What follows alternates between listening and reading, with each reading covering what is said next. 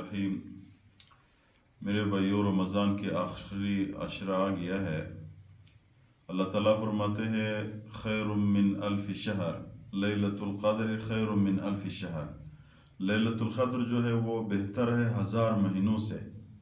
1000 مہینے انسان کی زندگی کی 83 سال 4 مہینے آتے ہیں۔ پیغمبر علیہ السلام کا ارشاد ہے من قام لیلۃ القدر ایمانا و احتسابا، اگر کسی نے ایمانا اور احتسابا لیلۃ القدر پہ قیام کیا غفر له ما تقدم من ذنبی، اللہ تعالیٰ اس کی سابقہ تمام گناہ معاف کرتا ہے۔ تو لیلۃ القدر میرے بھائیو اتنی عظیم رات ہے کہ پیغمبر علیہ السلام دیکھو فرماتے ہیں کہ اگر ایماناً و احتساباً کسی نے اس رات پہ قیام کیا تو جتنی بھی گناہ کی اللہ اس کو معاف کرتا ہے، اس رات کی برکت کی وجہ سے۔ فرماتے ہیں انما سمیت لعظمها وقدرها، اس کا نام اللہ تعالیٰ نے لیلۃ القدر رکھا لعظمها، عظمت کی وجہ سے، وقدرها اس کی منزلہ اور رتبے کی وجہ سے کہ اس کا اتنا رتبہ ہے۔ اس کا کیا ہوا، کس لیے اللہ تعالیٰ نے امت محمدیہ کو لیلۃ القدر دیا ہے؟ اس لیے امت محمدیہ کو اللہ تعالیٰ نے لیلۃ القدر دیا کہ بنی اسرائیل کو ایک دفعہ ذکر ہوا پیغمبر علیہ السلام کو کہ بنی اسرائیل میں ایک شخص نے 1000 سال صرف جہاد کیے۔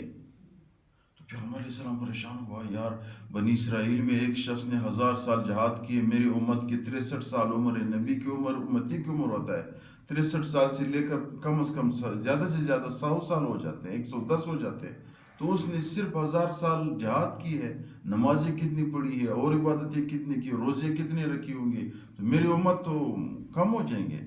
تو اللہ تعالیٰ نے پیغمبر علیہ السلام کی تسلی کے لیے آیت نازل کی ہے لیلۃ القدر خیر من الف شہر، ایک رات 1000 مہینوں سے بہتر ہے۔ تو 1000 مہینے 83 سال آ جاتے ہیں۔ جب کسی بندے کی عمر 100 سال ہو جائے تو 83 سال پہ ضرب دو تو وہ تو زیادہ ہو گیا ہے۔ پیغمبر علیہ السلام کو اللہ تعالیٰ نے تسلی دی ہے۔ تو یہ لیلۃ القدر میرے بھائیو اس رمضان کے آخری عشرے میں آتا ہے۔ لیلۃ القدر اللہ تعالیٰ نے مخفی رکھا ہے، اس لیے تاک راتوں میں لیلۃ القدر ہے، 21 میں، 23 میں، 25 میں، 27 میں، 29 میں۔ تو اگر اسی راتوں میں بندہ اعتکاف میں بیٹھے تو تمام راتوں میں وہ اس کی عبادت ہو جائے گی۔ اگر اسی راتوں میں کم از کم میرے بھائیو بندہ وہ نہیں کر سکتا ہے، اعتکاف میں نہیں بیٹھ سکتا ہے، پوری رات عبادت نہیں کر سکتا ہے، وہ کم از کم یہ عمل کرے، رات کو عشاء والی نماز جماعت کے ساتھ پڑھے، صبح کی والی نماز کے ساتھ جماعت کے ساتھ پڑھ لے، پھر بھی اللہ تعالیٰ اس شخص کو غافلین میں شمار نہیں کرتا ہے۔ حضرت عائشہ رضی اللہ تعالیٰ فرماتی ہے کہ اس قدر کو اگر کسی پہ شب قدر کی رات آئی تو کون سی دعا کرنی چاہیے، یا ویسے شب قدر کی رات 21 پہ، 23 پہ، 25 پہ، 27، 29 پہ کون سی دعا کرنی چاہیے؟ حضرت عائشہ رضی اللہ فرماتی ہے کہ یہ مشہور دعا ہے اللہم انکا تحب العفو فاعف عنی، اللہم انکا عفو تحب العفو فاعف عنی، یا اللہ میرے گناہ معاف کرے۔ مختصر گناہ جب معاف ہو جائے تو انسان کی دعائیں بھی قبول ہوتی ہے، حاجات اللہ سے مانگو میرے بھائیو۔ ہم جب آج کل ہمارے حاجات پورے نہیں ہوتے، ہمارے مسائل ہے، ہمارے رب ہم سے ناراض ہے، ہمارے گناہ زیادہ ہے، جب گناہ نہیں ہو تو رب راضی ہے تو مسائل حل ہے میرے بھائیو۔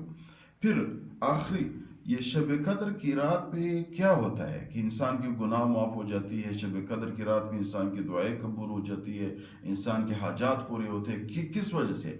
فرماتے ہیں حضرت انس رضی اللہ تعالیٰ عنہ کی روایت ہے کہ اسی رات پہ جبریل علیہ السلام فرشتوں کے ایک جماعت کے ساتھ آسمان سے نزول کرتا ہے، زمین پہ آ جاتا ہے، جہاں جدھر بھی مسجد میں، گھر میں، کمرے میں، لین میں، جہاں بھی بندہ اللہ کی عبادت کرتا ہے۔ عبادت کا مطلب یہ نہیں کہ صرف نفل پڑھو، عبادت کی مطلب نہیں ہے کہ تلاوت کرو، عبادت کا یہ مطلب نہیں ہے میرے بھائیوں کہ بس سجدے میں جاؤ، جہاں آپ کو موقع ملے ادھر اللہ کی ذکر کرو، اللہ کی یاد کرو، پیغمبر علیہ السلام پہ درود پڑھو۔